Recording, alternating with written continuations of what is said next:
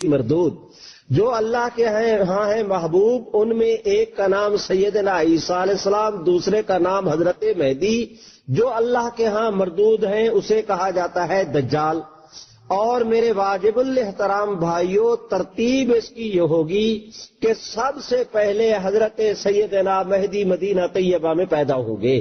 قال رسول اللہ صلی اللہ علیہ وسلم، فرمایا رسول اللہ صلی اللہ علیہ وسلم نے کہ حضرت سیدنا مہدی مدینہ طیبہ میں پیدا ہوں گے۔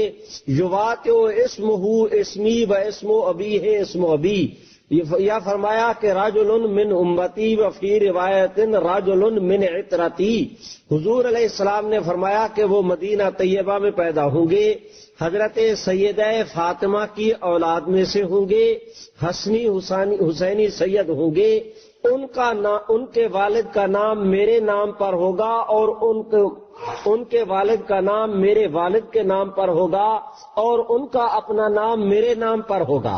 حضور علیہ السلام کا نام محمد تھا تو مہدی کا نام بھی محمد ہوگا۔ حضور سرور کائنات کے والد کا نام عبداللہ تھا تو حضرت مہدی کے والد کا نام بھی عبداللہ ہوگا۔ مدینہ طیبہ میں پیدا ہوں گے، سادات میں سے ہوں گے۔ میرے واجب الاحترام بھائیوں، رحمت عالم نے ارشاد فرمایا کہ مدینہ طیبہ میں مسلمانوں کا ایک خلیفہ فوت ہو جائے گا۔ سیدنا مہدی اس خیال سے مدینہ طیبہ کو چھوڑ دیں گے کہ کہیں مجھے نہ خلیفہ بنا لیا جائے، وہ خلافت سے بچنے کے لیے وہاں کو چھوڑ کر مدینہ طیبہ آئیں گے۔ رحمت عالم فرماتے ہیں کہ حضرت سیدنا مہدی بیت اللہ شریف کا طواف کر رہے ہوں گے کہ شام کے ابدالوں کی جماعت ان کو پہچانے گی۔ ابدال کو ابدال اس لیے کہتے ہیں، ایک روایت کے مطابق کہ 40 افراد دنیا کے اندر ایسے ہوتے ہیں کہ ان میں سے اگر کوئی ایک فوت ہو جائے تو اللہ اس کی جگہ ایک اور آدمی کو اس کے مقام پر فیض کر دیتے ہیں۔ اور سیدنا مہدی کے زمانہ میں وہ شام کے جو ابدال ہیں وہاں پر ان کی جماعت ہوگی۔ اور میں آپ دوستوں سے عرض کرتا ہوں کہ یہ ہے بیت اللہ شریف، مثال کے طور پر آپ حضرات کو یہ ہے بیت اللہ شریف، یہ مشرق کا حصہ سمجھیں، یہ مغرب کا، یہ شمال کا، یہ جنوب کا۔ آپ حضرات جانتے ہیں کہ جنوب اور مشرق کا جو کونا ہے یہاں پر ہے حجر اسود، یہ جو جنوب کا اور مغرب کا یہ کونا ہے اس کونے کو کہتے ہیں رکن یمانی، اور ان دو کونوں کے اوپر ہے حتیم۔ آپ سب حضرات جانتے ہیں کہ یہاں حجر اسود سے طواف شروع ہوتا ہے، یہ یوں کر کے جس وقت دوبارہ اس پٹی پر حجر اسود کے سامنے پہنچتے ہیں تو طواف کا ایک چکر مکمل ہوا۔ 7 چکر جس وقت مکمل ہو جائیں تو کہتے ہیں کہ ایک طواف کمپلیٹ ہو گیا۔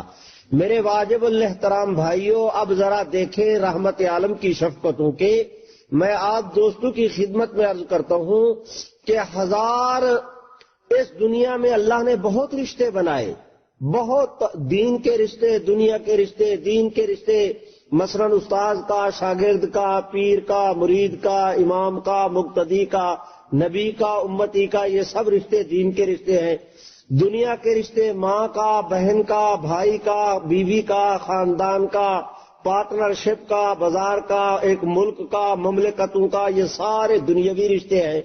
میں کہتا ہوں کہ اگر آپ حضرات سروے کریں تو دنیا میں سب سے زیادہ دنیاوی رشتوں میں سب سے زیادہ حساس رشتہ کون سا ہے تو مخلص اور بے ریا، تو یقیناً آپ اس نتیجہ پر پہنچیں گے کہ اللہ نے ماں کو جو اپنی اولاد کے ساتھ محبت دی ہے، دنیا کا کوئی رشتہ اس رشتے کا مقابلہ نہیں کر سکتا۔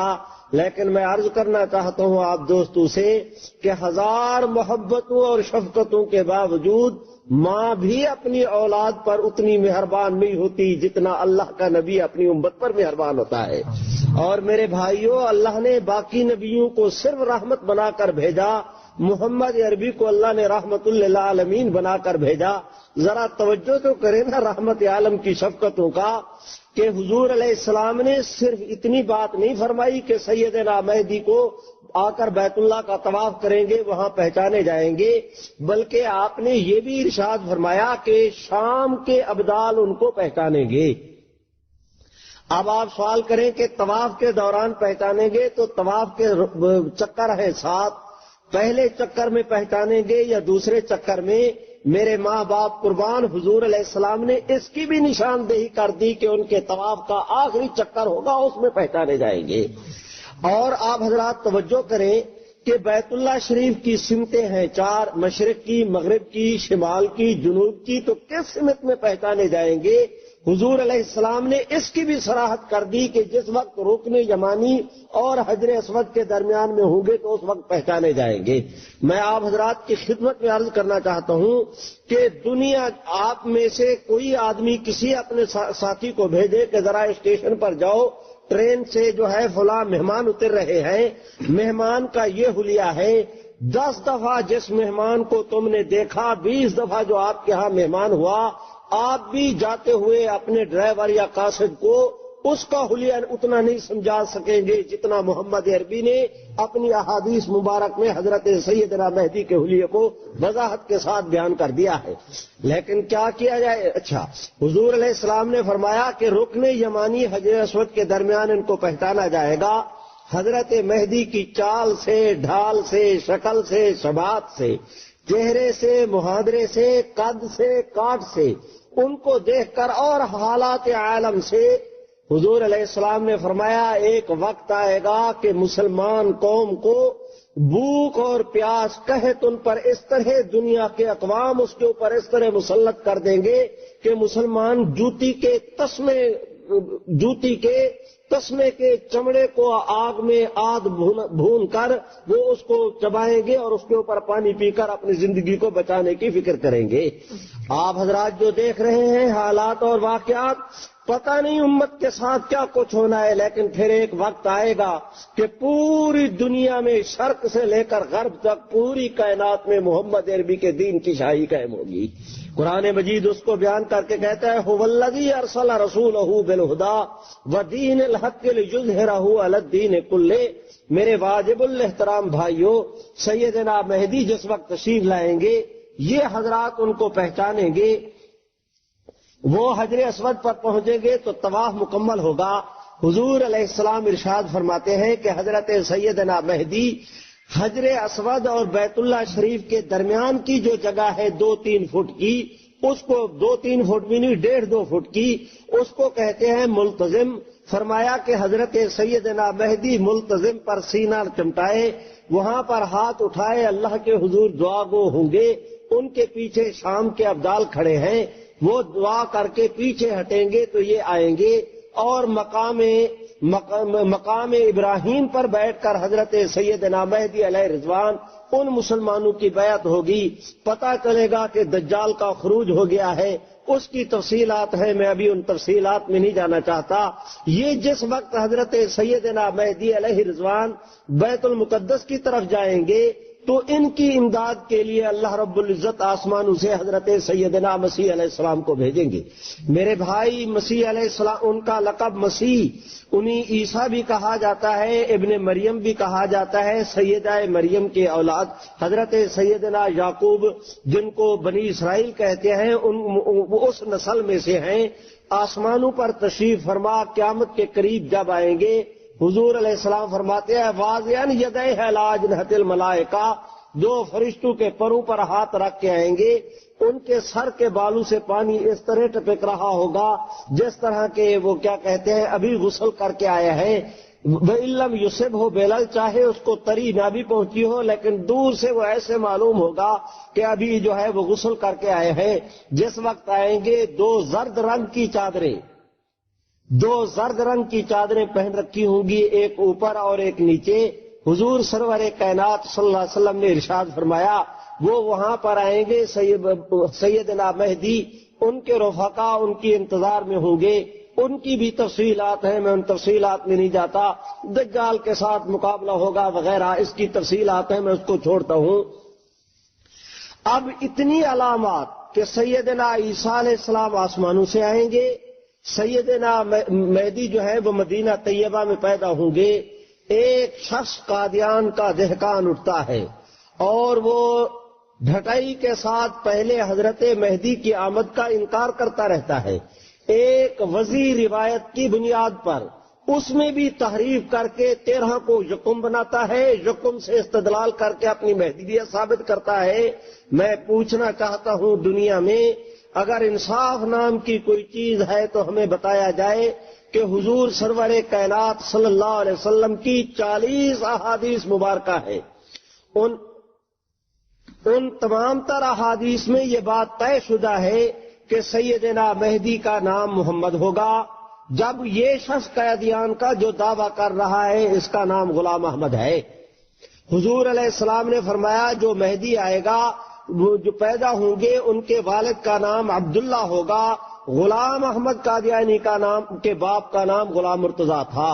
فرمایا رحمت عالم نے کہ یہ جو سیدنا مہدی ہوں گے یہ حضرت سیدہ فاطمہ کی اولاد میں سے ہوں گے۔ حضور فرماتے ہیں میرے خاندان میں سے ہوں گے۔ مرزا غلام احمد قادیانی مغل تھا، ساری دنیا کو معلوم ہے کہ وہ مغل تھا۔ میرے بھائی، حضور علیہ السلام نے فرمایا کہ سیدنا مہدی مدینہ طیبہ کے اندر پیدا ہوں گے۔ مرزا غلام احمد قادیانی جو ہے وہ قادیان کے اندر پیدا ہوا۔ رحمت عالم نے فرمایا کہ سیدنا مہدی بیت اللہ شریف کا آ کر طواف کریں گے۔ غلام احمد قادیانی کو ساری زندگی بیت اللہ آنے کی اللہ نے توفیق ہی نہیں دی، اجازت ہی نہیں بخشی۔ ان تمام تر روایتوں کے باوجود کہ ایک سیدنا مہدی کی علامت غلام احمد قادیانی میں نہیں پائی جاتی، فرمایا رسول اللہ صلی اللہ علیہ وسلم نے کہ یہ ہوگا، ایک علامت اس کے اندر نہیں پائی جاتی۔ اور آج مسلمانوں کو قادیانی جماعت انتہائی ڈھٹائی کے ساتھ، سینہ زوری کے ساتھ کہتی ہے کہ تم اسے مہدی مان لو۔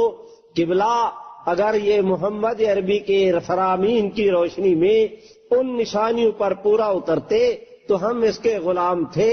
جب رحمت عالم کی پیشین گوئیوں کے مطابق یہ پورے نہیں اترے تو یہ کسی اور کا مہدی ہو سکتا ہے، محمد عربی کا فرمایا ہوا مہدی ہرگز نہیں ہو سکتا۔ اسی طرح دیکھیں آپ سیدنا مسیح علیہ السلام کو حضور علیہ السلام نے جو علامتیں بتائی ہیں وہ پکار کر کہہ رہی ہے کہ مہدی اور ہے، مسیح اور ہے۔